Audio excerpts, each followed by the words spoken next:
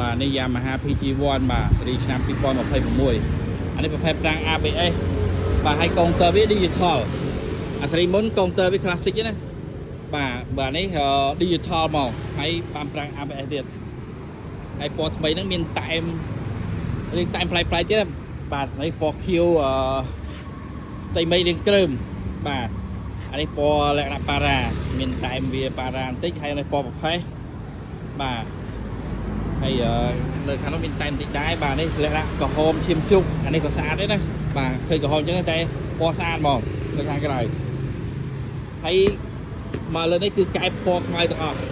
បែកកែបវាក្រាស់ល្អណា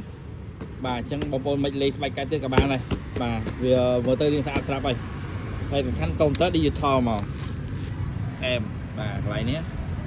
ដូចមុននេះមុនលក្ខណៈ classic បាទហើយបងប្អូនចង់បានគ្រឿងលេង PG1 មានទាំងអស់នៅនេះទិញហើយរៀបគ្រឿងលេងនៅហាងតែម្ដងអត់ពិបាកទេបាទហើយតម្លៃសមរម្យជួន